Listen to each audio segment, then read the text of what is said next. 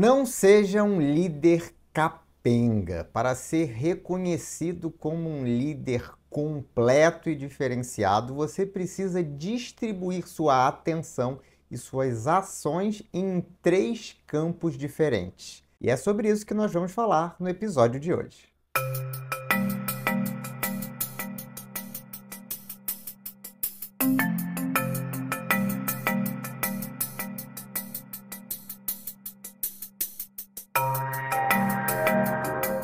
Então vamos lá.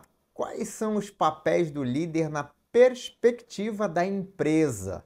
Então, na perspectiva de quem contrata ou promove uma pessoa para uma posição de liderança. É claro que existem muitas expectativas em relação à geração de resultados por esse líder. E é óbvio que se espera que esse líder saiba exatamente o que fazer para que esses resultados aconteçam. Afinal de contas, foi para isso que ele foi colocado lá. E para que esse líder seja bem-sucedido no curto prazo, no médio, no longo prazo, é importante que ele tome ações em três diferentes campos. O primeiro campo de atuação eu chamo de excelência na gestão e na liderança. Essa é a principal preocupação da maioria dos líderes ao assumir uma posição.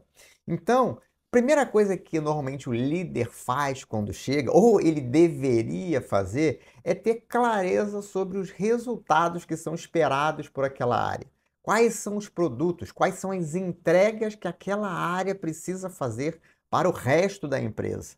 Não necessariamente essa área lida diretamente com clientes, é uma área comercial, pode ser que seja uma área de suporte, pode ser que ela seja parte de um processo produtivo, e é muito importante que o líder tenha clareza sobre o que a área precisa entregar. Uma vez que o líder toma consciência e tem clareza sobre as entregas que a sua área precisa fazer, ele precisa olhar para os processos que vão fazer com que aquelas entregas aconteçam. Sim, antes mesmo de começar a olhar para as pessoas, é importante que esse processo fique claro. E para fazer isso, normalmente, o líder deve chamar uma ou duas pessoas que têm maior experiência, que são mais sêniores na área, para entender exatamente como tudo funciona. Essa visão é muito importante para que ele entenda onde ele precisa atuar de imediato, o que precisa continuar acontecendo. Porque existe uma coisa que acontece quando um líder novo assume, a equipe muitas vezes ela assume um compasso de espera. Ela fica esperando para ver o que o líder vai fazer, o que o líder vai falar. Então, esse entendimento dessa clareza do que precisa ser entregue e de como os processos funcionam é fundamental logo no primeiro dia. Então, o líder precisa tomar par de tudo o que está acontecendo, de como as coisas acontecem dentro da sua área. Um papel, um lápis, um rabisco é o suficiente para que o processo fique bem entendido e que aí, sim, a partir do processo, o líder possa começar a conversar com a equipe, a falar com cada um dos membros da equipe para entender o que eles estão fazendo, quais são as expectativas que eles têm, qual o conhecimento que cada pessoa tem, ou seja, para que ele comece a entender como aquela equipe está funcionando dentro daqueles processos. Uma vez que o líder garante que os processos continuam andando, né, tira aquela inércia que pode acontecer na chegada de um novo líder, ele vai olhar novamente para esses processos, mas aí tentando olhar oportunidades de otimização. Geralmente, quando esse trabalho nunca foi feito, existem oportunidades de otimização. E a visão de uma pessoa nova na posição, muitas das vezes com experiência de outras empresas, traz uma oportunidade de otimizar processos, de entender o que pode ser feito de uma forma melhor. É muito importante também que o líder tenha condições de identificar as métricas mais importantes daquela área. Ou seja, isso pode estar definido, formalizado ou não, vai depender, obviamente, do nível de evolução de gestão que existia naquela área. Então, pode ser que hajam indicadores que precisam ser revisados, podem ser que hajam metas que precisam ser revisadas, ou pode ser que não exista nem indicadores nem metas. Nesse caso, é muito importante que essas métricas sejam definidas, pelo líder para que ele consiga fazer de fato gestão e acompanhar o que está acontecendo. A melhor forma de acompanhar a performance da área é através de indicadores, que são obtidos a partir do desenho do processo. Uma vez que as entregas estão claras, que o processo está desenhado, é natural que os indicadores estejam ali presentes, bem no campo de visão do líder. Então, esses indicadores precisam ser divulgados para toda a equipe, é preciso que estabeleçam-se as metas para que a equipe saiba exatamente o que ela precisa perseguir. Isso feito, é hora de fazer uma gestão proativa dos resultados. É esse o nome que eu dou, gestão proativa dos resultados. Por que tem esse nome? Porque você precisa definir, delegar as responsabilidades pelos indicadores dentro da equipe. Os indicadores não são do líder, não são do gerente, não são do diretor. Os indicadores são da equipe. Cada pessoa na equipe é responsável por um indicador diretamente ou indiretamente. E isso precisa ficar muito claro. A equipe também precisa ser capaz de acompanhar e identificar problemas, analisar as suas causas e propor soluções. E é por isso que eu chamo de gestão proativa. O papel do líder é capacitar a equipe para que ela seja capaz de realizar tudo isso. E aí cabe ao líder acompanhar esses indicadores, perceber quais são os desvios e avaliar se as ações que foram definidas pelo time para corrigir aqueles desvios são ações eficazes ou não. Nesse momento você pode estar pensando, Dalton, mas minha equipe não é capaz de fazer isso não. Bom, cabe a você desenvolver a sua equipe. E esse é exatamente a próxima etapa. Uma vez que está muito claro quais são os indicadores, quais são as metas, é preciso definir o papel de cada um da equipe. E aí, identificando carências de desenvolvimento, cabe ao líder providenciar esse desenvolvimento, essa capacitação. As pessoas precisam ter as habilidades necessárias para executar as tarefas e para gerenciar os seus próprios indicadores. Então, o papel do líder é desenvolver essas pessoas, e não só isso. Além de definir os papéis de cada um dentro da equipe, as responsabilidades de cada membro do time, é muito importante que o líder seja capaz de engajar essa equipe. O que é engajar a equipe? É fazer com que a equipe queira fazer sempre o seu melhor. Que a equipe esteja comprometida com os resultados e que esteja feliz em trabalhar dentro daquela equipe e fazendo o que ela faz. O líder precisa ser capaz de utilizar o que eu chamo de acionadores mentais de engajamento. São 6 acionadores mentais de engajamento que o líder deve conhecer e utilizar de forma planejada e proativa para conseguir esse engajamento da sua equipe. Se você quiser saber mais, inclusive, sobre como engajar a sua equipe, como tomar decisões melhores, como se tornar um líder diferenciado que gera resultados para si mesmo, para a empresa e para a equipe, eu recomendo que você assista a aula especial para líderes que eu gravei e que está disponível no site lidernocomando.com.br. Uma aula muito completa que com certeza vai agregar muito no seu desenvolvimento como líder. Bom, entendido o primeiro campo de atuação do líder, e esse normalmente é o campo que os líderes olham primeiro e muitas vezes param e só olham para esse, é importante agora definir o segundo campo de atuação de um líder. O segundo campo de atuação de um líder eu vou chamar de sinergia organizacional. O líder precisa entender que a área dele não é uma ilha, não está isolada dentro da empresa. A área faz parte de uma coisa maior chamada empresa. Ela tem os seus objetivos e ela precisa olhar essa compatibilidade dos seus objetivos com os objetivos das demais áreas. Muitas das vezes, uma área ela tem um papel ou de cliente ou de fornecedor de uma outra área. Ela pode até estar nas extremidades, na ponta comercial, atendendo o cliente, vendendo, ou na ponta de compra de suprimentos, lidando com fornecedores, mas com certeza ela tem relações internas. E existem outras áreas que só têm relacionamento interno.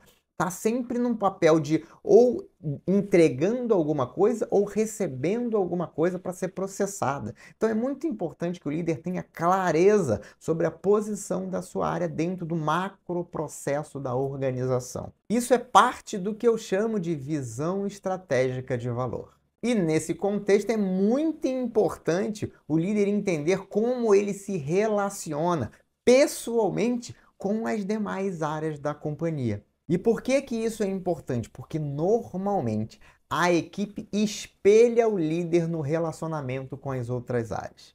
Se o líder se dá bem com as outras áreas, normalmente a equipe tende a replicar esse comportamento.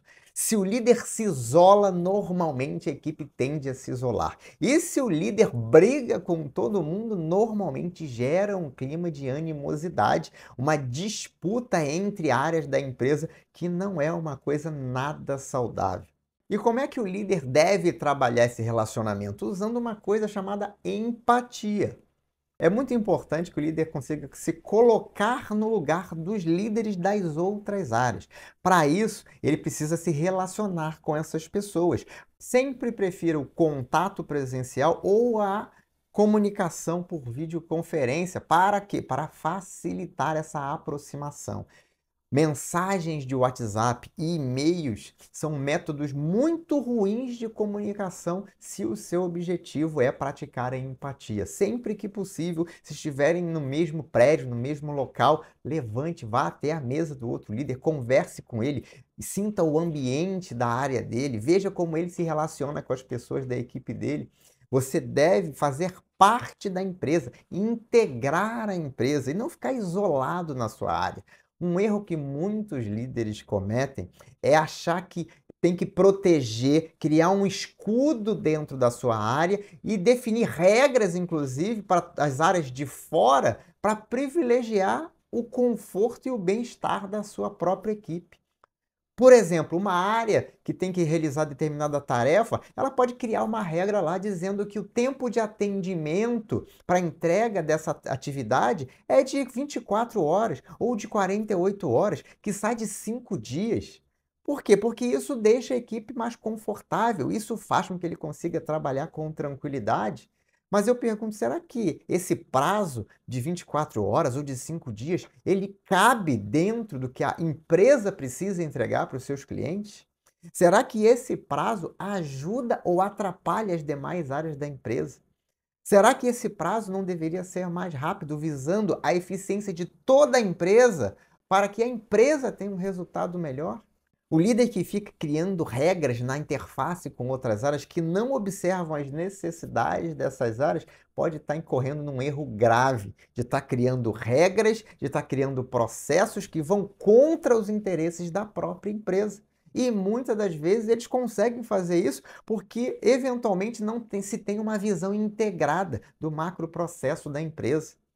Quando se analisa a empresa de forma integrada, quando tem um líder maior olhando o todo e aprovando essas regras com critério, esse tipo de coisa não acontece. Mas é importante que você, na posição de líder, entenda que você muitas das vezes tem que se esforçar mais, precisa inclusive se estruturar melhor para entregar as atividades no prazo que a empresa precisa e com a qualidade que as outras áreas precisam. Então é muito importante nessa interface com as outras áreas que a sua área seja realmente uma área que gera valor dentro da empresa. E esse tipo de coisa, inclusive, é fácil de perceber. Quando a empresa não tem um processo de avaliação 360 graus, que é um processo de avaliação onde aquele líder é avaliado também pelos seus pares, você pode criar essa avaliação, esse processo de avaliação. Crie um formulário lá no Google. Deixe as pessoas à vontade para não se identificarem, mande para ela, peça a elas que façam uma avaliação. O que que aquelas pessoas, os seus pares, pensam de você, pensam da sua área. Você é visto como uma área que ajuda, como uma área que colabora, como uma área que busca o resultado melhor para a empresa, ou você é visto como uma ilha? A sua área é vista como uma área que não atende adequadamente às outras áreas? Questione isso, pergunte isso e preferencialmente, converse abertamente sobre isso com as pessoas. Então, utilize a tecnologia, as ferramentas de comunicação que estão à sua disposição para se certificar que você está atuando de forma assertiva, de forma adequada nesse campo que eu estou chamando aqui de sinergia organizacional. Mas eu gostaria também de deixar um aviso, um alerta, porque eu sei também que do mesmo jeito que existem os líderes que acham que estão numa ilha, que só olham para o seu próprio umbigo, tem um líder que é o oposto. Eu chamo esse líder de líder bucha.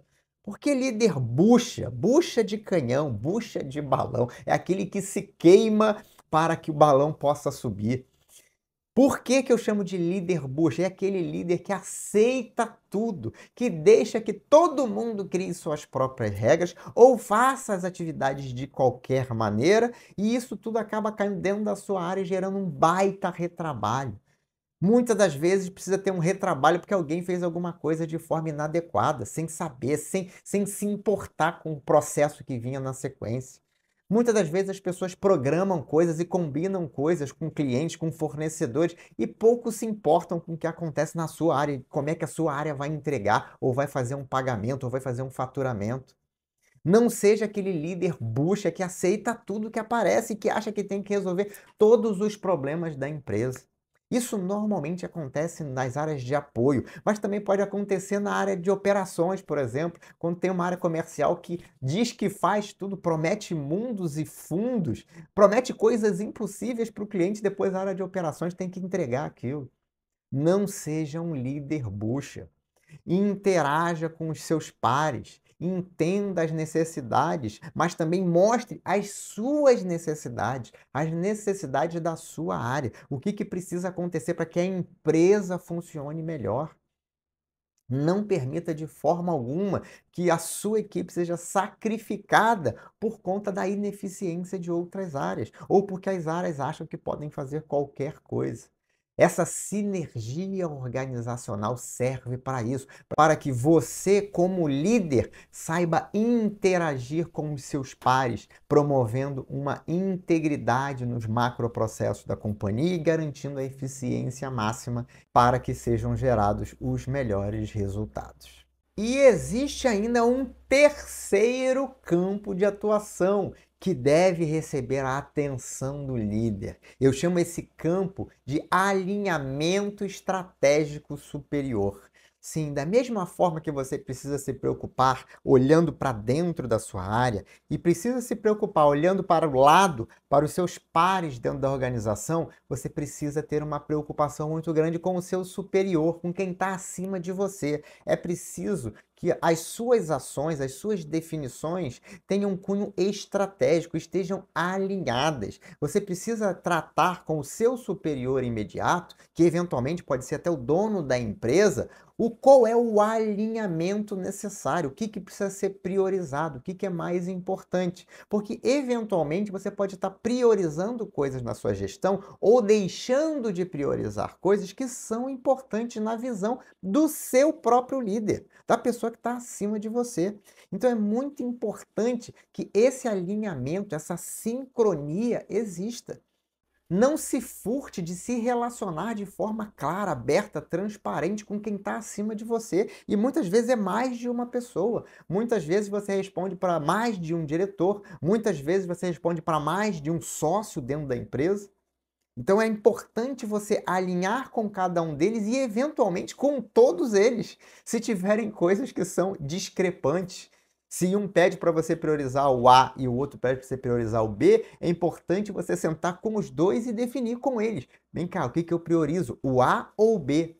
E aí eles, como na posição de superiores a você, precisam decidir entre eles e passar para você uma diretriz do que deve ser priorizado. Eventualmente, na conversa, pode ser que surja uma priorização de C, que é uma coisa que você nem estava olhando.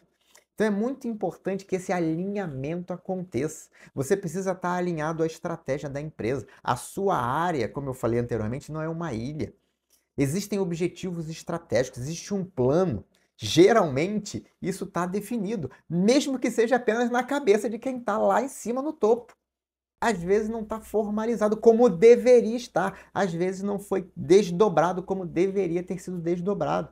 Mas isso não te dá o direito de fechar os olhos para isso. Muito pelo contrário, se você quer ser um líder diferenciado, se você quer gerar resultados consistentes no longo prazo, é muito importante que você esteja alinhado com a estratégia da empresa, que as ações, as decisões que você está tomando estejam devidamente alinhadas. Uma outra coisa muito importante é que você seja um líder proativo, que você antecipe as demandas, as necessidades, que você vislumbre, dado que você conhece o plano estratégico, dado que você conhece os objetivos estratégicos da companhia, que você seja capaz de olhar para a sua área e entender o que precisa ser construído, antecipando inclusive demandas.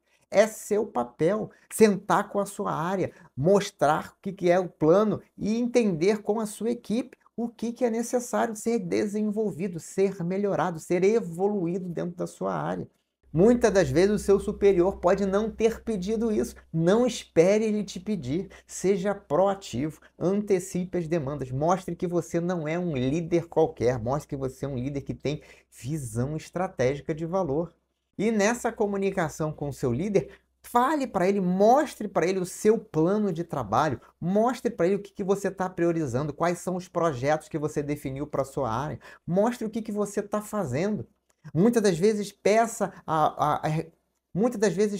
para ele te dar um feedback. O líder muitas das vezes é uma pessoa extremamente experiente. E mesmo que ele não tenha tanta experiência na sua área, muitas das vezes ele tem uma vivência de vida que permite que ele contribua positivamente com a sua gestão. Não ache que pedir ajuda é demérito, não. Muito pelo contrário, se você tiver com uma dificuldade, converse com ele, peça ajuda, mesmo que seja ajuda externa. Muitas pessoas contratam consultorias, contratam mentorias para ajudá-los a ver coisas que eles não estão vendo. Normalmente eu sento com pessoas, com líderes dentro das organizações, organizações que me contratam para dar mentoria para os seus líderes e mostro coisas que eles não estavam vendo. Com o meu ponto de vista, com a minha experiência. E eles sempre ficam agradecidos, e isso gera muito valor, um valor que é reconhecido pela renovação desses contratos de mentoria. Sempre que um líder novo é promovido, eu sou chamado para orientar esse líder novo, porque muitas das vezes ele precisa não só de uma orientação pontual, mas de um acompanhamento. Mas você também pode fazer isso com o seu próprio líder. Se você tiver uma comunicação transparente, uma comunicação sem melindres, uma comunicação de quem tem confiança um no outro. Mostre os resultados que você está alcançando, mostre as iniciativas que você está gerando dentro da sua área, mostre como você está trabalhando para melhorar, o como você tem um modelo de gestão implementado. Mostre para o seu líder o profissional que você é. Porque muitas das vezes você tem um líder ocupado, você tem um líder que está fazendo 1 milhão de outras coisas, vendo coisas que às vezes são mais críticas. E às vezes você tem uma área que não tem um líder tão diferenciado como você, que está dando trabalho, e o seu líder está com a atenção voltada para aquela área.